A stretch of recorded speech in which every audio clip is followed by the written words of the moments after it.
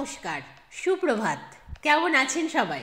আমি অনন্যা, অনন্যার ব্লগসের আরও একটি ঝা চকচকে নতুন ব্লগে আপনাদের সকলকে জানাই অনেক অনেক অনেক স্বাগত।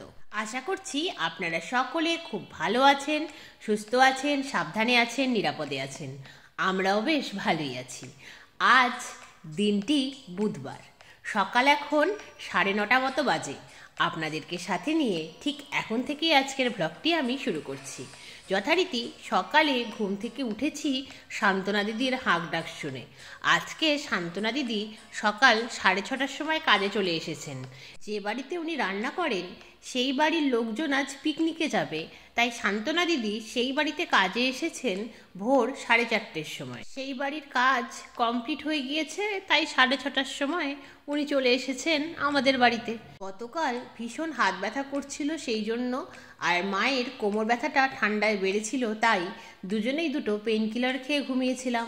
তাই ঘুমটা ভাঙতে চাইছিল না। শান্তনা দিদির হাঁক ডাক শুনে ধরফর করে উঠে দেখছি শান্তনা দিদি বাইরে দাঁড়িয়ে আছেন। দেখেই তো আমাদের মাথায় বজ্রপাত হওয়ার উপক্রম।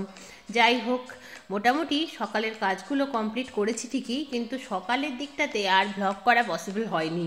যে তাড়াহুড়ো করছিলাম, সেই জন্যই ভাবলাম রান্না বান্নার সময় থেকেই ব্লগটা শুরু করি। রান্না করতে করতে আপনাদের সাথে গল্প করব। আজ যেহেতু বুধবার, আজ তো ননভেজ খাওয়ার দিন, তাই আজ রান্না হচ্ছে বেগুন, আলু, ফুলকপি দিয়ে বাটা মাছের হালকা পাতলা করে ঝোল, বেগুন আর বড়ি সহযোগে বোথার শাকের ঘন্ট, উচ্ছে বেগুন ভাজা আর আলু পেঁয়াজ কলি ভাজা। ব্যাস এইটুকুই। আর গতকাল যে আলুর দম করেছিলাম, সে আলুর দম কিছুটা রয়ে গিয়েছে, সেটিকে একটু গরম করে নেব। ব্যাস, তাহলেই রান্না কমপ্লিট। 2024 সাল আমার কিন্তু ভালোই পরীক্ষা নিচ্ছে বলুন।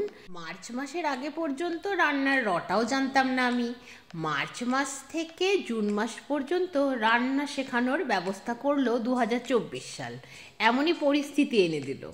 তারপর জুলাইতে প্রথমে আমার জ্বর হলো, তারপরে মায়ের একটার পর একটা ইনসিডেন্ট ঘটলো।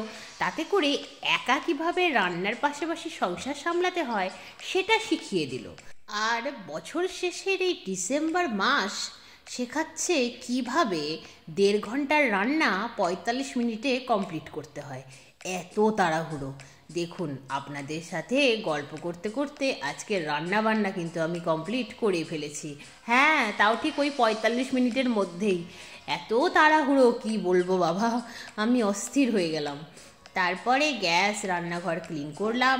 তারপরে এলাম ছাদে এসে ভিজে জামা কাপড়গুলো মেলে দিলাম। তারপর তাড়াহুড়ো করে স্নানটা সেরে ফেললাম। স্নান সেরে করলাম লাঞ্চ। তারপর একটু রেস্ট নিলাম। বিকেল হতেই ছাদে এলাম। ছাদে এসে দেখলাম আজ সব জামা কাপড়ই প্রায় শুকিয়েছে। ভালোই লাগলো দেখে। সেই জন্যই সব জামা কাপড়গুলোকেই এক এক করে ভাঁজ করে নিলাম। তারপর নিচে এলাম বলতে দোতলায়। সেখানে দুটো কৌটো মাজা ছিল, দোতলার বারান্দায় রোদে দেওয়া ছিল, সেগুলো তুলে নিলাম।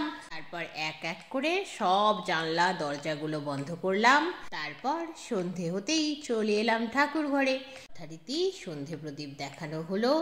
দুপুরের পুজোর দায়িত্বটা মায়ের, আর সান্ধ্যকালীন সন্ধে প্রদীপ দেখানোর দায়িত্বটা আমার। এইভাবেই কাজটা ডিভাইড করে নিয়েছি। নয়তো মা যে সময়টা অসুস্থ ছিল সেই সময়টা ঠাকুর দুপুরবেলা অনেক লেট করে পুজো পেত জানেন।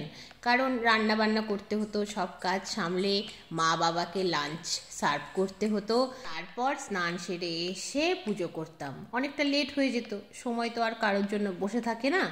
যাই হোক, এখন যেহেতু মা পুজোর দায়িত্বটা সামলায়, তাই ঠাকুর পুজোটা টাইম মতো হয়ে যায়, এটিই শান্তির।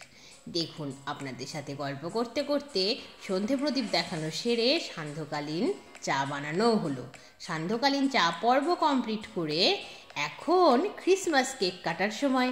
সকালের দিকে তো সময়ই হলো না, তাই ভাবলাম সন্ধেতেই কেটে নিই। দেখুন, ব্লগটা প্রায় শেষ হতে চললো, আর এদিকে আপনাদেরকে উইশই করিনি। কি পরিস্থিতি আমার! আপনাদের সকলকে মেরি ক্রিসমাস।